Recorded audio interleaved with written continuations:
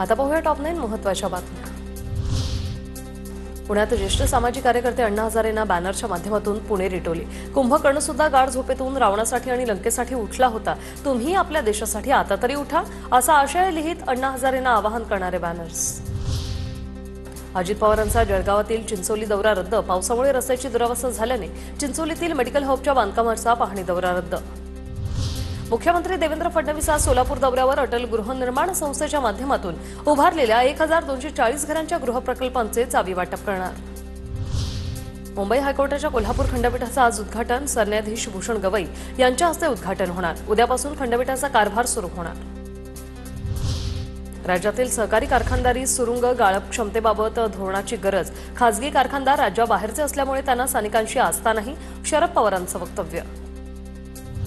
धाराशिवमध्ये मांजरा नदी परिसरात बजरंग सोनावणे, ओमराजे निंबाळकर आणि कैलास पाटलांची भेट। अतिवृष्टीमुळे झालेल्या नुकसानीची तिघांकडून पाहणी।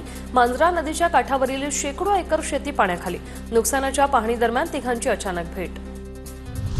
आपला कोणी शत्रू नाही, पक्ष वाढवायचा संकोच त्याला करायचं नाही, कुणाला आपल्या पक्षात यायचं असल्यास त्याचं स्वागत करा। गोंदियातील कार्यकर्ता बैठकीत प्रफुल्ल पटेल यांचा कार्यकर्त्यांना कानमंत्र। जळगावमध्ये उपमुख्यमंत्री अजित पवारांचा ताफा रस्त्यात थांबवून लाडक्या बहिणींनी राख्या बांधल्या। राष्ट्रवादी युवती कार्यकर्त्यांसह महिलांनी अजितदादांना राख्या बांधून रक्षाबंधन साजरं केलं।